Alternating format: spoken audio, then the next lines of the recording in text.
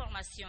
Depuis l'apparition du virus Ebola en Guinée, de nombreuses entreprises sont affectées. C'est le cas du GNC, entreprise spécialisée dans la construction des infrastructures immobilières et routières qui, malgré cette situation, continue à apporter son soutien à l'État dans le cadre de la lutte contre cette maladie. Bakary Bamba Condé pour en savoir plus. Depuis l'avènement de la Troisième République, la construction des infrastructures immobilières et routières passe du rêve à la réalité. À cause de la fièvre hémorragique à virus Ebola, les activités socio-économiques sont au ralenti. Malgré cet état de fait, les acteurs évoluant dans ce domaine contribuent efficacement dans la lutte contre cette maladie. Avec l'apparition de cette maladie Ebola, ça nous a beaucoup affecté négativement. Malgré toutes ces difficultés-là, l'État a forcé à ce que les investissements se fassent, notamment en matière d'infrastructures de bâtiments et infrastructures routières. L'emploi jeune étant l'une des priorités du gouvernement, la Direction générale des Guinéens National Contractors s'active pour la réduction de la pauvreté et le chômage dans notre pays. J'interpelle tous les entrepreneurs guinéens qu'on sache que ces travailleurs-là, c'est eux l'entreprise. Sans eux, il n'y a pas d'entreprise. Il faut les considérer au même titre que toi-même. Il faut que tous les travailleurs se sentent concernés par l'entreprise. En cas de difficulté, ils viendront au secours et ils vous comprendront. Il faut la rigueur, mais il faut avoir une certaine considération pour les employés, puisqu'en cas de quelque chose, ils sentiront qu'ils sont une partie intégrante de cette entreprise. Ebola étant une préoccupation nationale et internationale, l'entreprise GNC œuvre à travers des campagnes de sensibilisation en vue de booster hors de nos frontières la fièvre hémorragique à virus Ebola en Guinée pour le bien-être de tous. Le centre d'appui sans abri et orphelin de Guinée bénéficie d'un lot de vivres. C'est un geste de l'ONG Rotaract Club de Conakry pour porter assistance à cette couche déshéritée. Ibrahim Souriblaki Touré nous fait le point. Les membres du Rotaract Club Conakry Doyen font un don au centre d'appui aux enfants sans abri et orphelins de Guinée, composé de sacs de riz, de sachets d'eau, de cartons de tomates, des ballons, de sacs de sucre et de bidons d'huile. Ce don permettra d'améliorer les conditions alimentaires de ces tout-petits. L'objectif de ce don, c'est un geste pour participer à leur bonheur. Avec les explications, la visite sur le site, on a vu que 90% des enfants qui venaient ici, soit sont rejetés par leur famille, soit sont presque mourants. Mais ce centre les recueillait comme leurs enfants. Nous, on se dit qu'ils ont eu la chance, ces enfants ont eu la chance que ce centre existe. Et nous, on s'est dit qu'on pouvait soutenir ce centre, moralement et un peu financièrement. Le CASOC est créé en 2009 dans l'optique d'aider les enfants déshérités en vue de leur assurer un avenir meilleur. Aujourd'hui, une trentaine d'enfants y vivent encadrés par 28 employés. Malgré les efforts déployés par les membres du centre, ne sont pas suffisants pour résoudre les problèmes alimentaires, financiers et sanitaires de ces enfants. Ils ne sont pas venus seulement donner les dons et puis passer, mais ils ont pris du temps, partager le temps des enfants avec celui qui a ton temps, c'est que c'est ton meilleur ami. Donc les enfants et nous, les encadrés, nous sommes dans la très grande joie de partager ces moments chaleureux avec l'Rotaract. À travers ce geste, Rotaract Club porte assistance aux enfants de ce centre pour améliorer leurs conditions de vie. Remise de dons aux familles victimes de la maladie Ebola. L'opération s'est tenue à la mairie de la région de Kindia. L'initiative est de l'Amilcal Kindia pour l'entraide et la solidarité avec le couple Fala. Par ce geste, cette ONG de ressortissants du Kenya vient remonter le moral de ses confrères en cette situation difficile. Reportage Momer Seyarsouma.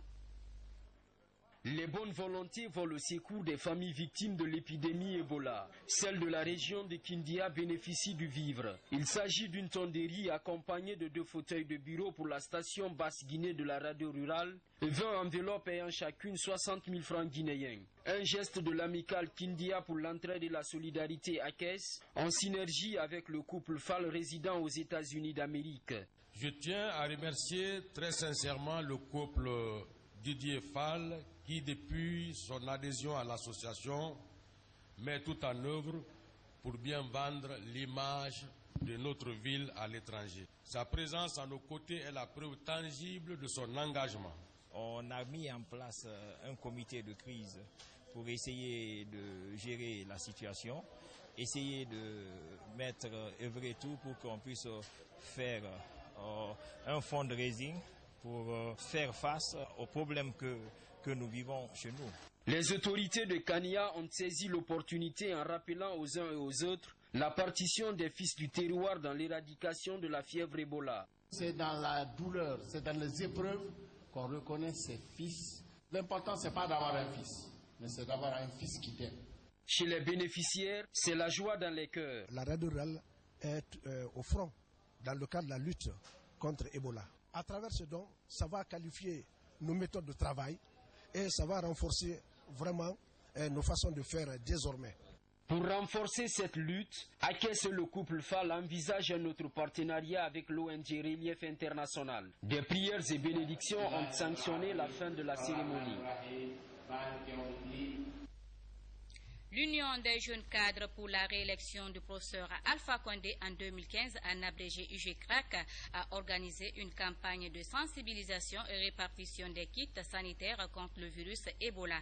L'action s'inscrit dans le cadre de la lutte contre la maladie. C'était ce samedi à Dabompa, dans la commune de Matoto. Alcénéliste Camara, explication. Cette sensibilisation contre le virus Ebola est l'œuvre de l'Union des jeunes cadres pour la réélection du professeur Alpha Condé, l'UGCRAC.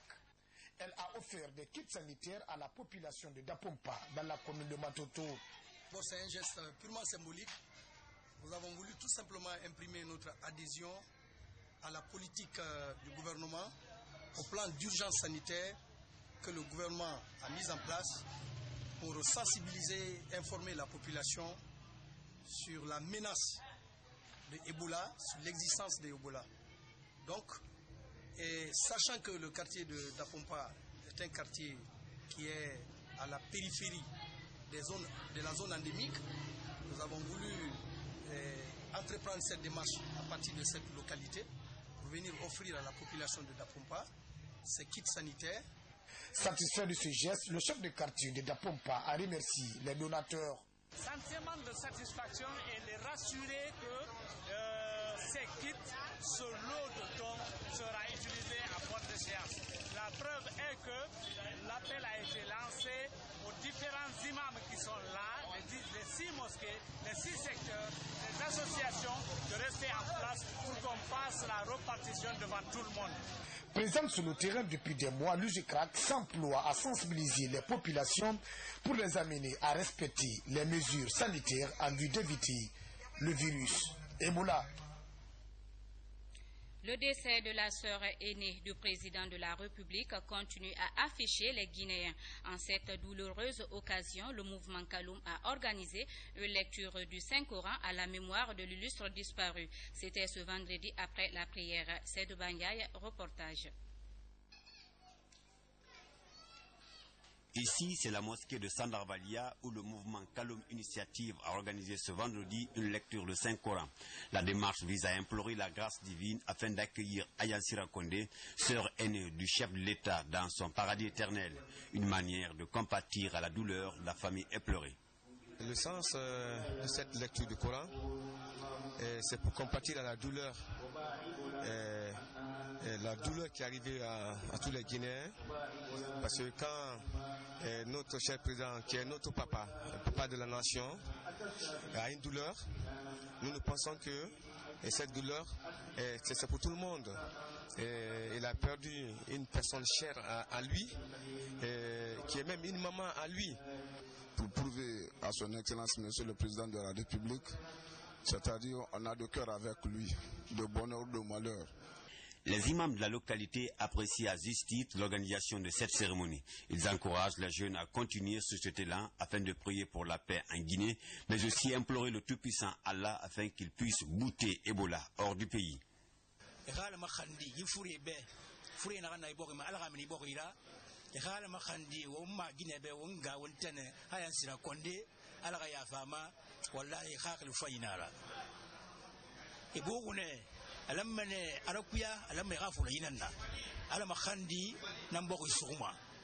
Pour les organisateurs, cette cérémonie vise à montrer leur attachement au professeur Alpha Condé, même au moment difficile.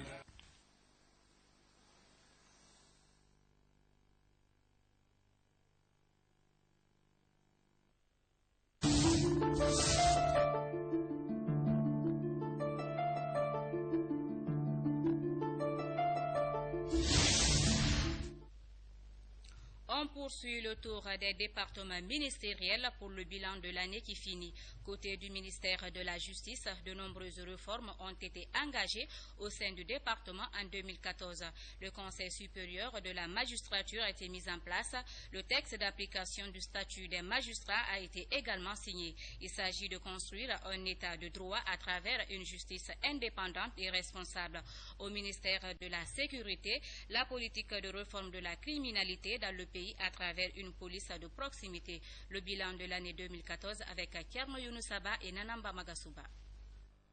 Pour améliorer la gouvernance judiciaire en Guinée, le président Alpha Condé a déclaré 2013 l'année de la justice. L'esprit de l'acte va dans le sens de la performance et de l'indépendance du secteur judiciaire. Courant 2013, la loi organique portant sur le statut des magistrats et du Conseil supérieur de la magistrature est adoptée et promulguée. Le programme de modernisation des infrastructures judiciaires et pénitentiaires élaboré depuis 2011 est rentré dans sa phase active cette année. Des infrastructures sont rénovées ou construites à Dubreka, Koya, Bofa et Boké. En formation continue, plus de 200 magistrats sont outillés sur les dossiers sociaux tels que la succession et le divorce grâce à l'appui de la GIZ et du PNUD. À l'administration pénitentiaire, la confection des tenues d'identification des gardiens des prisons et le respect du principe journalier de 2 repas par jour des prisonniers sont appréciables. L'autre acte, salué par la communauté internationale et les organisations de défense des droits de l'homme, est l'inculpation de 9 officiers dans le dossier du 28 septembre par le pool des juges d'instruction. Dans les parquets, la tenue de la session d'assises de Conakry a retenu l'attention. Une 50aine de dossiers a été examinés au cas par cas à la cour d'appel de Conakry, dont le très célèbre dossier attaque contre le domicile du chef de l'État. Après 7 mois de débat houleux, la Cour acquitte plus d'une dizaine d'accusés, condamne 2 à la réclusion criminelle à perpétuité, 3 autres écopent de 15 ans de réclusion criminelle. À Mamou, 2 gardes pénitentiaires sont jugés et condamnés à 2 ans de prison ferme pour complicité d'évasion de prisonniers. En fin d'année, la gestion du contentieux électoral autour des législatives a été un moment important dans la vie de la justice guinéenne. La Cour suprême, après avoir examiné les différentes requêtes reçues, confirme les résultats provisoires proclamés par la Commission électorale nationale indépendante, CENI. Des efforts, il est certain, sont en cours, mais pour le justiciable, la confiance totale reste à bâtir pour que notre justice joue pleinement son rôle de garant de la démocratie. Un défi pour les années futures. Nous recevons sur ce plateau Kerno Younoussaba, reporter chargé des questions judiciaires. Bonsoir et bienvenue sur ce plateau. Bonsoir. Nous venons de suivre votre reportage bilan. Revenez plus en détail sur le processus de réforme du ministère de la Justice. D'abord, je veux rectifier, c'est le reportage bilan de 2013, ce n'est pas celui de 2014. Mais qu'à cela ne tienne, puisque j'ai eu à travailler dans ce reportage, dans ce bilan en 2013 et puis en 2014, je voudrais tout simplement dire que dans mon reportage, je retraçais les différentes péripéties, si vous voulez, de la réforme du secteur de la justice en République de Guinée. Donc cette année, il y a eu effectivement la mise en application des textes fondateurs de l'indépendance du secteur de la justice. Okay. Je vais parler bien entendu du Conseil supérieur, l'élection des membres du Conseil supérieur de la magistrature. Je vais parler également du statut particulier des magistrats, c'est-à-dire la revalorisation de la grille salariale des magistrats. Donc cette année, je voudrais dire que c'est un grand pari qui est gagné dans la politique vers la réforme du secteur de la justice. Et d'abord, pour votre rappel, je vous dirais que les textes de création de ces deux organes fondateurs de l'indépendance du secteur de la justice datent de 1993, depuis 1993. Donc c'est seulement 25 ans après que ces textes ont été quand même effectifs. Donc je voudrais juste dire que cette fois, il y a eu une grande avancée Et aujourd'hui, on s'achemine vers l'indépendance, vers la construction d'un état de droit par le biais d'une justice forte et responsable. On constate que la justice a fait de nombreuses avancées cette année. Bon, voilà, simplement, je voudrais revenir pour vous dire que je pense que c'est une politique, c'est des efforts qui vont se poursuivre, qui seront poursuivis en 2015. Déjà, il y a un document de politique nationale qui a été élaboré, un document de politique nationale qui va aborder la problématique de réforme du secteur de la justice sur 10 ans. Donc aujourd'hui, pour la mise en œuvre de ce document de politique nationale de réforme du secteur de la justice, un autre document qu'on appelle le plan prioritaire de la réforme du secteur de la justice est élaboré maintenant en examen. Donc c'est aussi un autre document qui s'étend sur 5 ans, mais qui vise 4 points. C'est-à-dire le premier point vise l'accès à la justice, le second va bien entendu concerner l'indépendance d'une magistrature responsable. Et le troisième, bien entendu, va s'intéresser au renforcement des capacités humaines et institutionnelles des magistrats. Donc aujourd'hui, moi, ce que je voudrais vous dire, c'est qu'en ce qui concerne d'abord l'accès à la justice et au droit, c'est que c'est déjà un pari qu'on est en train de gagner. Et déjà qu'il y a avec la mise en place d'une direction nationale en charge de ce taxe. Donc je pense que c'est déjà un pari qui est gagné. Aujourd'hui, c'est une manière d'accélérer et mettre les juridictions à la portée de tous les citoyens. C'est-à-dire faire accéder tous les citoyens aux juridictions. C'est-à-dire qu'il n'y ait pas d'inégalité, qu'il n'y ait pas d'injustice. C'est-à-dire tous les citoyens sont égaux devant les juridictions, devant la loi. Alors, qu'est-ce qui est prévu pour l'année 2015 ? Comme je viens de vous rappeler, je dis que 2015, plein de chantiers seront bien entendu exécutés. Et en premier lieu, je vais vous parler d'abord, puisqu'il y a l'Union européenne qui accompagne notre pays dans le cadre de la réforme du secteur de la justice. Et donc, il y a près de 180 milliards de francs guinéens qui sont quand même débloqués par l'Union européenne dans le cadre de la modernisation des infrastructures judiciaires et pénitentiaires. Et la seconde étape va concerner la formation des magistrats, le recrutement des greffiers et des auditeurs de justice. Ça aussi, c'est une politique qui rentre quand même dans le processus de rajeunir le secteur judiciaire et pénitentiaire, parce que vous n'êtes pas sans savoir aujourd'hui que le secteur judiciaire est quand même regorge un personnel vieillissant. Ok, c'est pas pour vous interrompre là, mais peut-être une dernière question. Qu'en est-il de l'impunité dans notre pays? Bon, tout ce qu'on est aujourd'hui en train de faire, tout ce qu'il faut, tout ce qui est engagé comme réforme, comme refonte du secteur de la justice, l'objectif visé, c'est comment lutter contre l'impunité dans notre pays. Bon, vous savez que lutter contre l'impunité, si vous voulez, c'est encourager le développement. Bien sûr. Et également, la seconde chose, c'est attirer les investisseurs. Oui. Nul ne peut investir son argent dans un pays où l'impunité, où il y a encore l'impunité. Oui. Est-ce que vous voyez? Bien sûr. Donc, je pense qu'on s'achemine aujourd'hui vers la lutte contre l'impunité.